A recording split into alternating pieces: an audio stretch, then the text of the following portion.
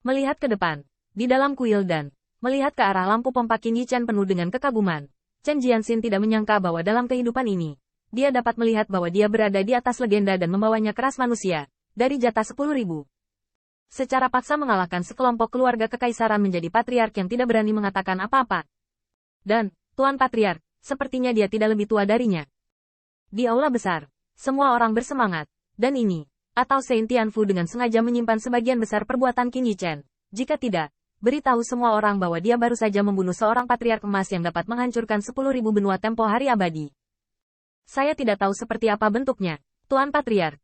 Ini semua anak nakal kecil, dan saya meminta Anda untuk menasihati. Dewa Suci Pedang Surgawi berhati-hati dan khawatir. Dia takut visi Lord Patriarch terlalu tinggi. Bagaimanapun, murid-murid ini sebenarnya seumuran dengan Lord Patriarch, tetapi jarak di antara mereka. Qin Yichen, bagaimanapun, tersenyum dan melambai. Tidak bisa dikatakan, menurut pendapat saya, ini semua adalah pilar masa depan saya. Pada titik ini, para murid istana bela diri penuh dengan emosi, dan Tuan Patriark memuji mereka. Kalimat ini saja sudah cukup untuk membuat mereka bangga dengan hidup mereka. Dan lampu pompa Qin Yichen juga melirik Chen Jianxin dengan sengaja atau tidak sengaja. Untuk reputasi yang terakhir, kehidupan sebelumnya bisa dikatakan cukup terdengar. Pada saat Qin Yichen menjadi terkenal, Chen Jianxin adalah penguasa pavilion pedang. Jika Qin Yichen tidak menghitung waktu yang salah, Kendo Chen Jianxin akan dikalahkan dalam beberapa tahun dan duel anak suci semu tanah suci lainnya. Tetapi itu juga akan mematahkan trans. 20 tahun kemudian, Chen Jianxin bergegas ke Saint Tianfu untuk menghadapi pilihan surga dalam ras manusia yang tak terhitung jumlahnya, dan hasil imbang dengan murid tetua pavilion pedang. Sejak itu, Chen Jianxin telah beribadah di pavilion pedang, dan semangat kerja kerasnya sendiri secara bertahap mulai muncul. Namun, di kehidupan sebelumnya, ada seorang idiot pedang dan seorang idiot, yang menyebabkan dua orang tidak memiliki banyak kontak, tetapi mereka semua merasa seperti pahlawan. Kunjungan Qin Yichen kali ini adalah untuk memajukan raksasa kendo ras manusia di masa depan. Meskipun hal ini akan sangat mempengaruhi jalur kehidupan Chen Jianxin dan bahkan banyak orang, Qin Yichen tidak mengkhawatirkan hal-hal seperti merusak hal-hal melalui antusiasme yang berlebihan. Karena, pada zaman ini, dinding yang harus disentuh telah disentuh, kebenaran yang harus dipahami juga dipahami, dan jalan yang harus ditemukan ada di kaki. Namun, Qin Yichen menganggap penampilannya terlalu bias. Pertama-tama, Chen Jianxin belum cukup memukau untuk membiarkan dia sebagai seorang patriark disukai secara sekilas. Jika dia mencapai titik ini, dia tidak perlu datang. Akan datang untuk meminta seseorang.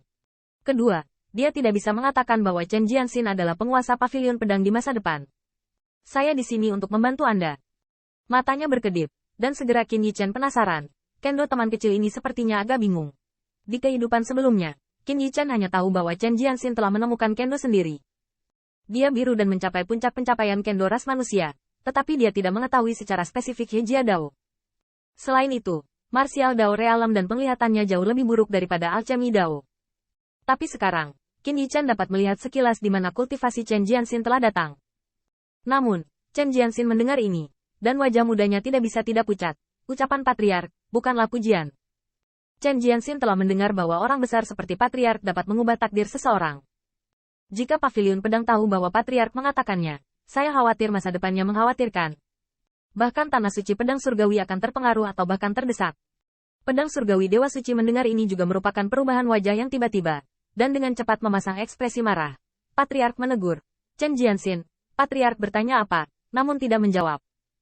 Chen Jian gemetar, menggigit bibirnya, dan banyak sekte yang sama di sekitarnya memompa simpati. Putra suci Ling Sembilan Langit dengan cemas berkata, melapor ke patriark, Chen Junior Brother. Namun, sebelum dia selesai berbicara, dia diinterupsi oleh Heavenly Sword Holy Lord. Diam. Kapan giliranmu untuk bicara lebih banyak? Tanda seru. Meskipun Ling Nine Heavens memiliki niat untuk menjelaskan kepada Chen Jianxin, di hadapan Holy Lord dan patriark, dia tidak berani membuat masalah. Saat ini, Chen Jianxin hampir mengeluarkan darah di antara bibirnya yang menggigit, dan dia bisa melihat ketegangan di hatinya, dan suaranya penuh ketakutan. Kai, melapor kepada Lord Patriarch adalah kendo penjahat yang tidak sempurna, kesulitan tanpa henti. Qin Yichen mendengar ini. Di permukaan, kedengarannya tercengang, tetapi di lubuk hatiku, ada beberapa yang tidak tahu apakah harus menangis atau tertawa. Yang di depanku kira-kira seumuran dengan dirinya. Bahkan dua orang di kehidupan sebelumnya adalah raksasa ras manusia, tapi sekarang, Chen Jian hatiku bergetar seperti saringan. Ini membuat Qin Yichen merasa sedikit lelah. Dia merasa bahwa dia tidak sama sekali. Kedamaian dan keramahan yang benar-benar belum pernah terjadi sebelumnya di Saint Tianfu. Tidak mungkin. Statusnya tinggi. Dan beberapa hal akan selalu menjadi. Meskipun dapat didekati. Tetapi dua identitas hari ini yang berbeda seperti langit dan bumi selalu sulit untuk diabaikan. Qin Yichen juga memahami bahwa, karena pada usianya, jika dia diadili secara langsung oleh Tuan Istana Lama, dia harus meragukan kehidupan. Namun, ada senyum tipis di wajah Qin Yichen, menatap Dewa Suci Pedang Surgawi. Ya Tuhan, Anda Tanah Suci Pedang Surgawi, yang dikenal dengan Kendo. Mengapa ada perselisihan disipliner seperti itu? Begitu ucapan ini keluar, semua orang yang hadir tiba-tiba berubah wajah, dan wajah Chen Jianxin sepucat kertas. Kalimat ini cukup untuk menghancurkan hidupnya. Dahi Heavenly Sword Holy Lord juga mengeluarkan keringat dingin. Secara umum, tokoh besar Seng Tianfu tidak puas. Pada dasarnya murid bisa langsung diusir dari Tanah Suci. Terlebih lagi, Lord Patriarch yang berbicara secara langsung. Heavenly Sword Holy Lord tidak bisa mengetahuinya. Bukankah itu temperamen Lord Patriarch? Dan di mana-mana untuk sukunya.